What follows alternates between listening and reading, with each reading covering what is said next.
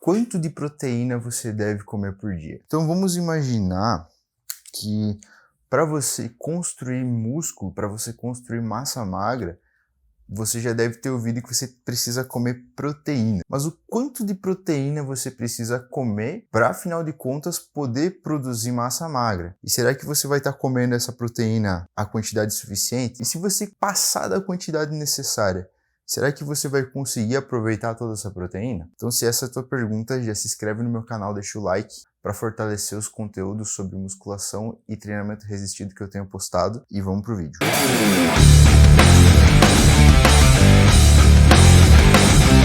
Então tá, as proteínas que você come, seja de origem vegetal ou seja de origem animal, elas são digeridas pelo teu intestino e são transformadas em aminoácidos, são degradadas em aminoácidos, os quais estão ali circulando na corrente sanguínea e são utilizados pelo nosso corpo para produzir uma série de outros materiais que o nosso corpo precisa. A proteína que está lá no músculo, actina e a miosina, elas são proteínas contráteis e a gente está falando dessas proteínas em específico que vão fazer com que você aumente a tua quantidade de massa magra. Mas espera aí, existem hormônios também que são proteínas. Então, GH, insulina, são hormônios que são proteínas. Então, esses aminoácidos que estão ali circulando na tua corrente sanguínea, advindos da proteína que você ingeriu, vão ser transformados em outras proteínas que não são necessariamente massa magra, músculos propriamente dito. Então, a gente também tem proteínas no nosso sistema imunológico, como as imuglobinas, como a albumina, por exemplo, que são proteínas transportadoras, né? Por isso que falam que elas são proteínas do sistema imunológico.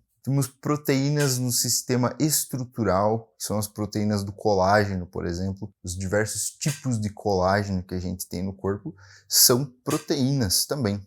Então, quanto de proteína eu preciso, baseado nisso, quanto que eu devo comer para conseguir ter um aproveitamento no sentido de suprir toda essa demanda que o corpo tem ali em relação aos aminoácidos que eu estou tendo ali disponível para produzir todos esses processos metabólicos no corpo, o quanto que eu preciso ter para ainda sobrar para eu conseguir ter a mera construção da massa magra ali. Aqui eu vou precisar ser um pouco genérico com você, porque você tem que entender que existe uma gama bem ampla assim, de biotipos, né, que a gente pode explorar. Então, tem pessoas que têm mais gordura, menos massa magra, tem pessoas que têm mais massa magra, menos gordura, tem pessoas que são mais altos, mais baixos, homens, mulheres.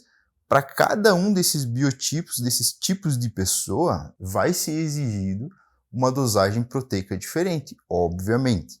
Então, se nós estamos falando de um tipo de pessoa genérico, mais ou menos 1,75 m, 75 kg, homem, treina 5 vezes por semana, não tem um grande nível de massa muscular, mas não tem um nível baixo, não tem um grande percentual de gordura, mas também não tem um nível muito baixo. Então ele está ali na casa dos 17% de gordura, homem ativo, 25 anos. Para esse cidadão, a gente vai ter uma dosagem em média de 2 gramas de proteína por quilograma corporal. O que acontece com uma pessoa que ela tem um índice de gordura um pouco maior?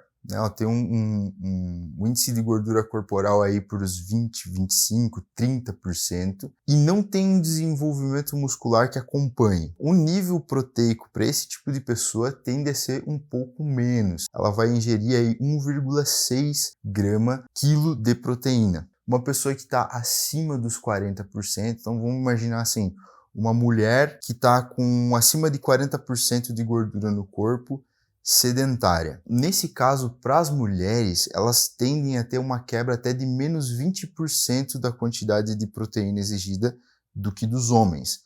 Então, se essa mulher ela já está com 40% do peso corporal de gordura, por que eu vou colocar uma proteína lá em cima se ela não vai conseguir nem assimilar essa proteína, porque a massa magra dela é tão baixa que ela não vai conseguir ter esse aproveitamento proteico?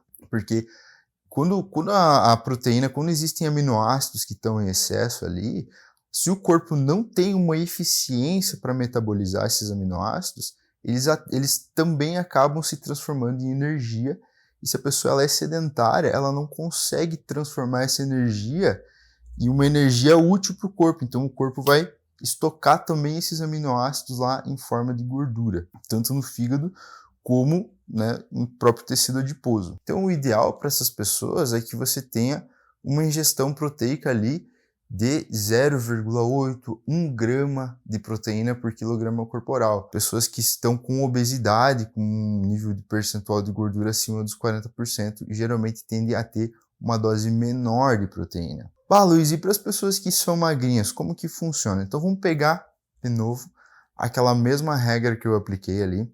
Vamos pegar um cidadão 1,75 m, agora com 60 quilos. Então, para essa pessoa, provavelmente ela deve ingerir um pouco a mais de proteína.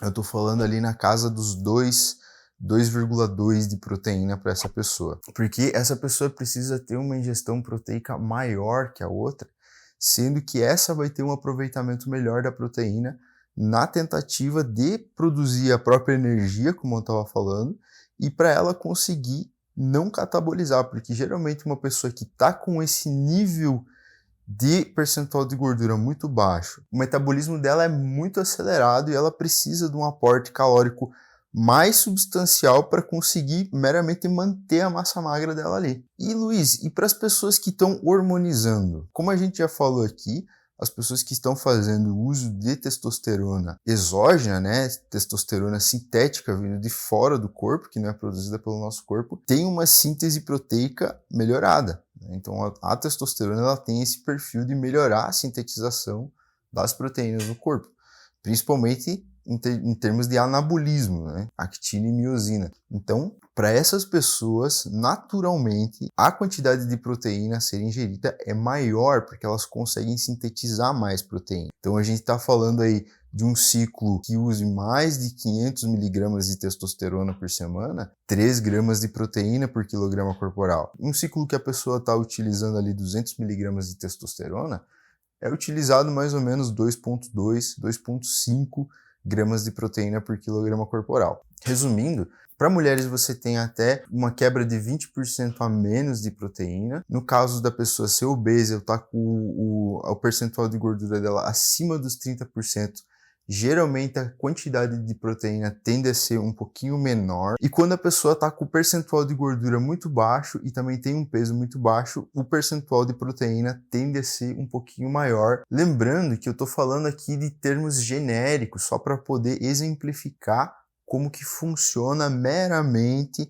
o cálculo de proteínas para os diferentes biotipos de pessoa. Eu não estou dizendo que esses números vão ser ideais para você, porque para saber isso, você precisa fazer uma anamnese para algum profissional que entenda de cálculos de macronutrientes, lá um nutricionista, faça um cálculo adequado para você de quanto de proteína que você precisa ter para ingerir, baseado na tua rotina de vida, na tua anamnese. Então, isso que eu estou falando é para você ter uma ideia genérica daquilo que é, mas que a quantidade exata você vai conseguir só fazendo uma avaliação, uma anamnese, um estudo de como que é a tua rotina, como que é o teu funcionamento.